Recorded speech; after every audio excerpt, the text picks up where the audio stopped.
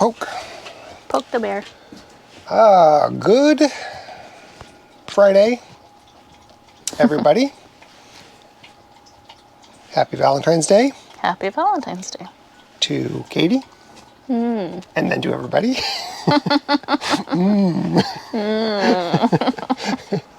You gotta get that in there. It is Valentine's Day. It is Friday. It is the end of the week. Yeah, we didn't film yesterday. Nope. What did we do yesterday, Katie? What did we do? We went on a very long errand. Yeah. We thought we'd be gone for a couple hours. Well, if I guess that's accurate. I thought it was going to be about 3 hours. Yeah. 3.5, maybe 4. To me, that's a couple hours. Yeah. And then it was a lot longer than that. So we went, drove out to the Countertop place to go see in person what the counters look like, because the lady that I was working with, she had taken some pictures and texted them to me. And I was like, well, I think I might like these two. But wanted to go look and wanted to see, I mean, she sent me pictures of samples that were this big. Yeah. And so it's like, well, I want to see on a larger scale, because I might like it on this scale, but I might not like it on a larger scale. And so we decided that since I had a half day yesterday and I had today off from work, that we would go out there and do that. So we did. And I'm glad we did, because we didn't get either of the two. No. that she had recommended. One was too sparkly, and you couldn't really tell that. No, it didn't look sparkly at all in the picture. But then when you looked at it, it had like glitter all in it. No, don't want that. Just a little bit, but enough to be gross. A little too sparkly for us. And then the other one... We keep our sparkle on the inside. And then the other one, it looked dirty when it was bigger. Yeah. So just because all the little brown veins and stuff in it. Little gray. Or was it gray? Whatever. It was gray, yeah. Yeah, it made it look dirty. Yeah, so it was a Carrara quartz. So it was, if you are familiar with Carrara marble, which I'm sure you all have heard of, it's a style of marble. So quartz makes a version of that is supposed to resemble and I didn't like it. No. It was very pretty in this, but when you put it into a big huge sheet, it just looked like you had a dirty white countertop. Basically, is what it looked like to me. And then I'm assuming you also felt very similar. So yeah. We ended up finding one that was white with some gray veining, so it looked more like marble, but it was a quartz. But very, very simple. Very little veining, just a few little lines, and then a gray one that looked like concrete. What? Katie has a look. I have a style. She does have a style. Yeah, so we brought samples home so we can make sure it's going to work inside the house. We should have had them so we could show. Well, we should just surprise them when it happens. So we'll check out the samples in the house later today. We didn't do that yet. And then we need to make a couple decisions on how much of the countertop is going to go where and stuff. So we're going to work on that. But I think we pretty much figured out what we're going to do with our countertops, which is pretty cool. Yeah. So we put a deposit down? Yes. Did we? No. Nope, we haven't yet.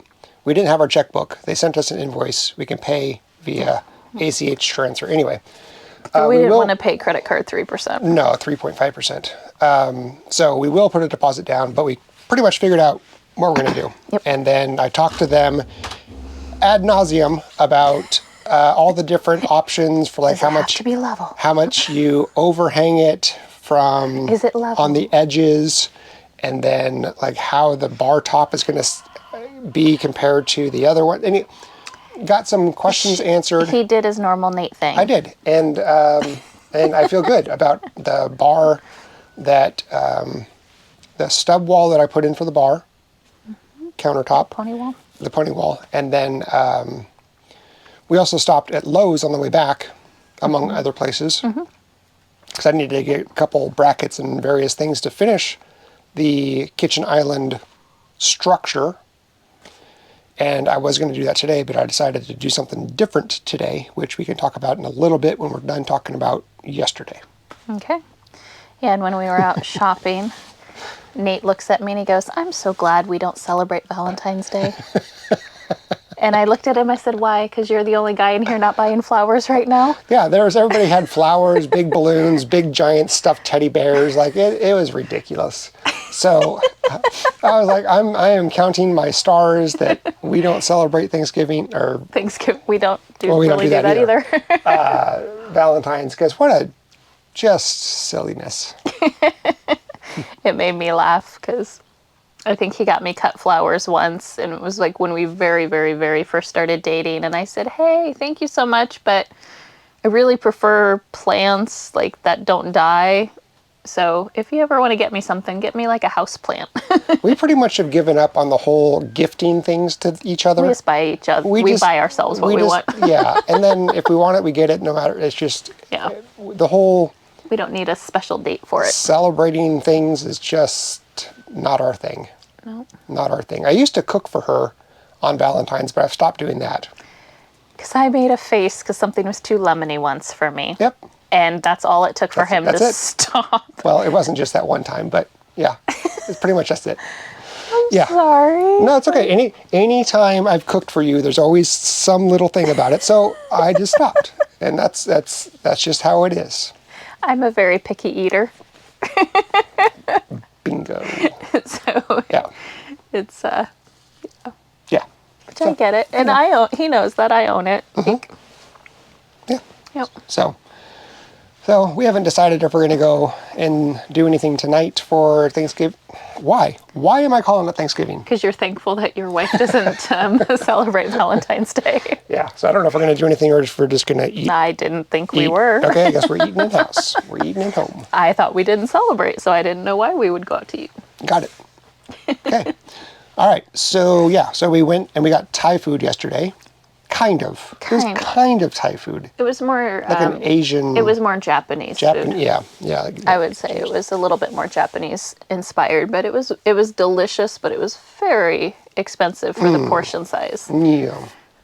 Which yes, it was. Was kind of, I guess, normally Thai food you get a lot, and this was supposed to be Thai and Japanese, but what we ordered on the menu was more on their Japanese menu, and it was a lot smaller portions. Do you remember what the place was called?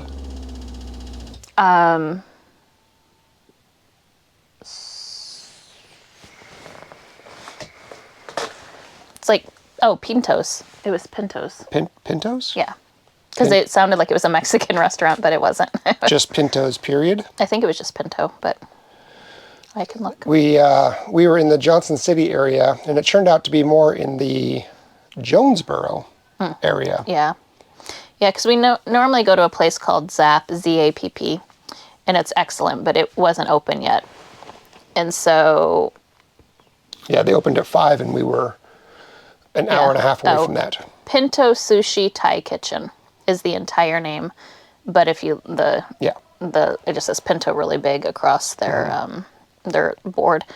But it's like, it looks like it's this little rundown old kind of brick industrial building. Yeah, very industrial. Like it looks just, you kind of pull up on it and you're like, huh. And there's no obvious entrance, and you're just kind of like, all right. And then you kind of walk up and it's like, oh, there's a side entrance over here. Let's try that. And we did. But then do you want to explain what you found when you... Well, we went inside. It's a really cool. cute restaurant. I mean, nice seating and stuff. And then there's another little section beyond some just open double doors for seating. And then you can go through some actual doors to go find the restroom. And you walk out of the restaurant and you walk into this big open area that looks like... Yeah, it looks like you're walking into an old New York City street. Brick everywhere. You got these walkways at the top like you would see like in New Orleans or something, with doors up there. A really cool ambient. Yeah, it was really cool room. It reminded us of when we were in New York, going through all of the covered farmers markets and some of the covered like alley places. Yeah, and then there was another door that led into another one of those things. Like, and it was a a maze. sprawling building. It was really cool. And it turns out it's like at the very far edge of Jonesboro downtown. Yeah. And so on the way home, back to, so we started driving and it took us through downtown Jonesboro, which we had never been before. Seen, yeah. So we're actually going to make it a point to head down there and because it's check it out. super adorable. It's just this really cute little town. Yeah, we had no idea because we're always on the interstate. We typically are driving through, and you see your typical McDonald's, Arby's, big box type places that are everywhere. But we, didn't realize literally just one block over was this adorable, quaint little market, and also didn't know that it was like the sweet capital or something. They're having like a sweet fest. Yeah, like a chocolate tasting. A little festival all about sweets and chocolate. Yeah. So that was cool. I was like, we need to do more of that. Like, that's been something, now that we're actually settled a little bit more. It's like, I think once the house is done and we'll be able to kind of go explore around us and see some of the little attractions, and because there's a lot of history in this area. Oh, yeah. Because Jonesboro is the oldest city in Tennessee? Yes. And, but yeah, so it's super cute, and just some of the historic stuff. Like, we've been to downtown Newport, we've been to downtown Greenville, we've been to downtown Morristown. So, I mean, and we've been in Johnson City, but I don't know if there's like a cute, quaint area of Johnson City. It's very city. Yeah, we kind of went through downtown Knoxville. Yeah. So, I mean, we're trying to get out around to some of the surrounding areas around us and some of the towns, but yeah, usually it's when we have errands to do. Yeah, not just for joy. No, it's not just we're gonna go spend a day exploring, which maybe someday we'll be able to do. Maybe. Yeah. So that was yesterday. It was a good day. Pretty simple. Yeah. So today I was going to work on the kitchen island and finish that up, but it was a very nice sunny day today. And I've been thinking about getting the wood from the 20s barn that I had tore off back up here, and then trying to figure out a way to like press it. Now it's all soaking wet because of the rain. Find a way to press it together and just have it sit there for a month or whatever to see if I can straighten the boards out so it doesn't cup. And I've been thinking about how I was going to do that, but I came up with an idea today. So what I had to do, first of all, was go grab the boards. And so I just took the lawnmower down there, and there were assortments of long boards and medium-sized boards, probably 9-foot boards, and then like 15-foot boards, maybe even 20-foot boards.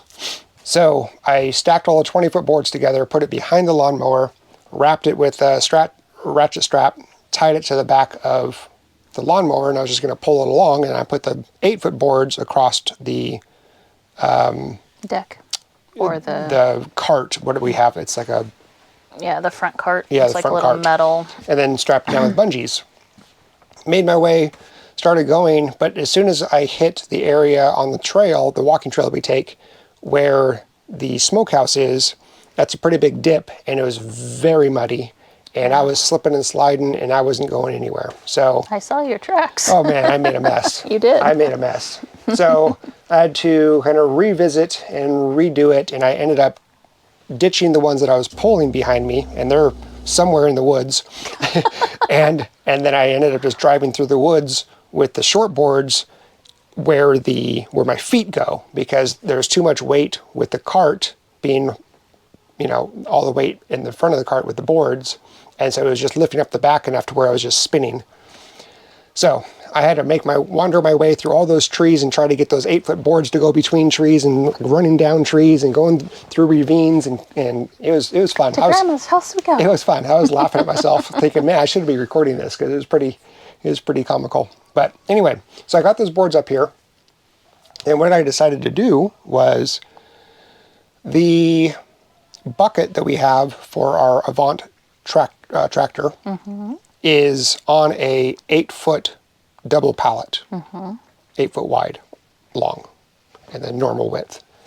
And so I was like, well, what I could do is I could take the bucket off of that and then use that as my flat surface, the pallet. But first what I did is I took some 2x8s that came off of Wilson's trailer, and I put those as another layer on top of the pallet to make it a nice smooth surface. Okay. And then I laid all of the wood down flat, and stacked it up 4 high, so there's a nice even surface that I can press down on, right? And then I put 2 more pallets on top of those, and then I put the bucket on top of the pallet, so it's pressing it all down. But then I wanted more weight, so I ended up scooping a bucket full of the wet wood chips that we have, and I put that on top.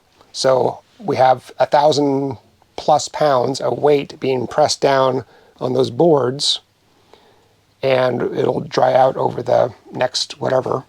It's supposed to rain this weekend. Yeah, it'll take a while. It'll be a while. They'll sit out there for a couple weeks. Yeah. And I'm hoping that will then flatten those boards out enough, and then I can take them out, clean them off, and then put them up. Sweet. And I'll have to do that in a couple batches because there's not enough boards there to do the whole thing. But if it works, then we'll just kind of make our way through that. And cool. Yeah, so that was kind of cool. It was a fun little project.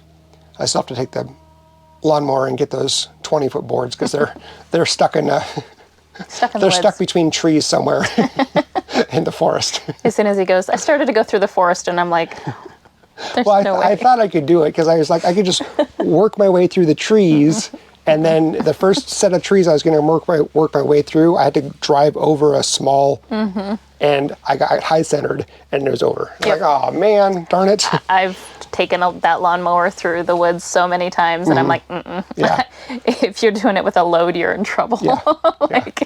Anything wider than the lawnmower, you're in trouble. Yeah, so like there's a point where I was like, it's 8-foot boards in front of me, and you're trying to go between trees that are 4 or 6 feet apart. So you're kind of going sideways, and then you're kind of zimming or shimming yourself over, and then going through, or you're going backwards and then twisting and turning, making a U-turn. Yeah, it was fun. That's the reason we wanted the Avant tractor, was because you absolutely can maneuver and do. Surprised you didn't just take the tractor back there. Nah, I wanted to. No. So. You wanted to challenge yourself. Yeah, I didn't want to drive the tractor back there. So anyway, that's what today was. That's what yesterday was. Weekend, I'm going to finish the island, and then I'm going to start plumbing and electrical rough-in for the island.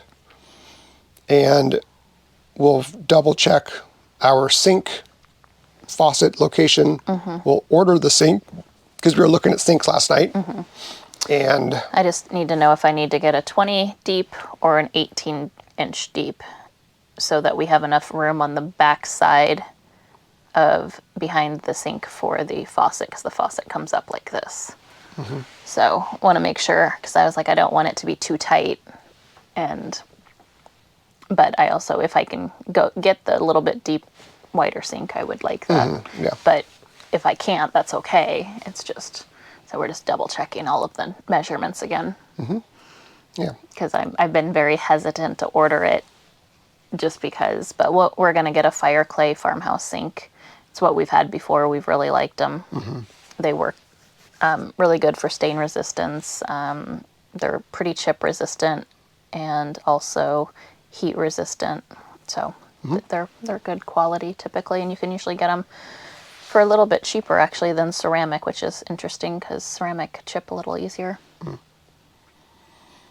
But yeah, and then last night it froze, so we had to unhook everything, like all the water and everything, and then thankfully all day yesterday was dry, so the birds were able to dry out, so nobody was wet, and then going into a freezing night, because that's what I was super worried about, because it's been so wet and rainy for like the last 3 days, and then we get yesterday and today with no rain, but the temperatures are dropping pretty rapidly, and then it's supposed to rain this weekend, and then it's going to get back into the teens again and just cold weather again. So trying to take advantage and do some outside projects while We have a couple sunny, warmish days between 40s and 50s, which is great to actually get some stuff done.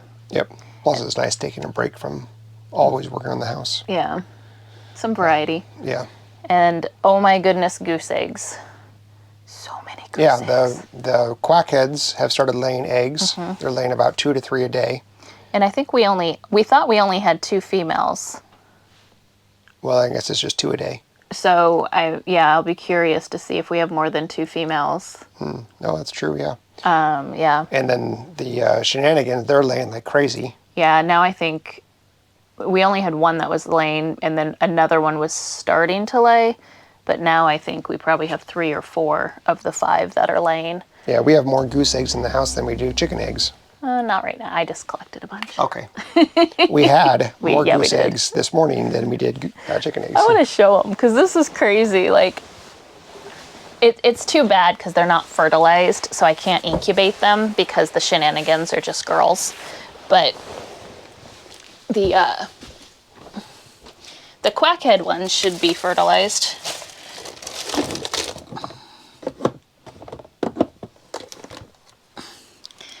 I got 2, 4, 6, 8, 10. 10, and there's more. Look at all these. That's crazy. That's a big old goose egg. They're huge. This one was in the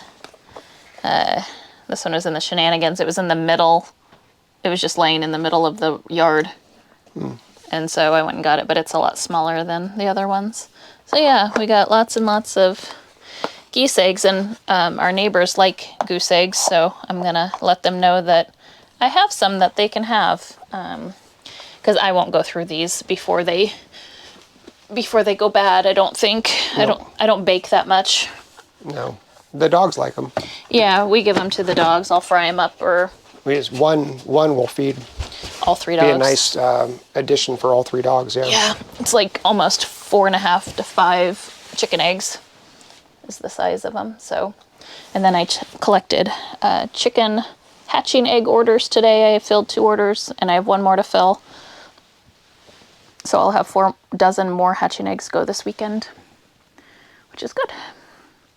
Lots and lots of eggs going out. I'm glad everyone's starting to lay again. Yeah. Yep.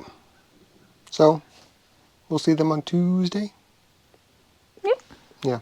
Guess we're done. We're done. We'll see you on Tuesday. Bye. Bye.